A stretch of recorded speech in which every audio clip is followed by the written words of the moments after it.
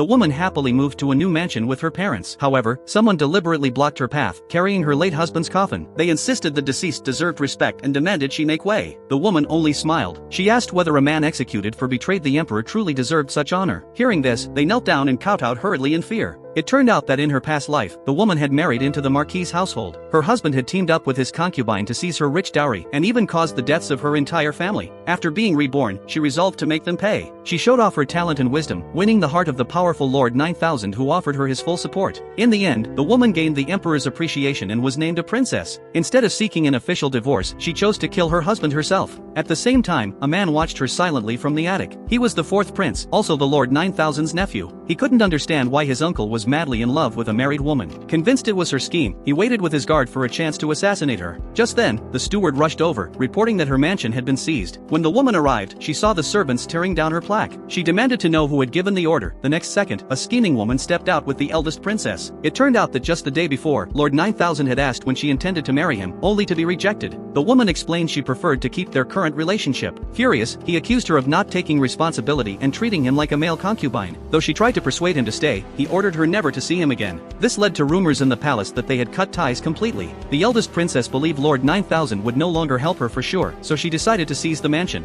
The scheming woman immediately ordered the servants to drive the woman out, but the woman took out a gold ingot, announcing that whoever struck the scheming woman could have it. The next moment, the servants surrounded the scheming woman and started beating her. The eldest princess was utterly enraged. She declared that the emperor had granted her the mansion, then threw a coin on the ground, calling it compensation for renovations. The woman forced herself to take a deep breath. To everyone's surprise, she picked up the coin and left without a word. The eldest princess couldn't help mocking her timidity. Little did she know, the woman headed straight for the magistrate's office, ready to strike the drum for grievances. It was a drum that could only be beaten when accusing members of the royal family. If she lost the case, her own life would be the price. The guard murmured that the woman was so crazy, but the prince was thrilled, for he truly admired such courage. The woman lifted the drumstick and tried to strike it. However, an old injury on her wrist left her unable to exert any strength. Seeing this, the prince put on a mask and asked if she needed help. He then landed softly before the drum. Without hesitation, the woman handed him the drumstick. As the heavy drum sounded, a battle to accuse the eldest princess had begun.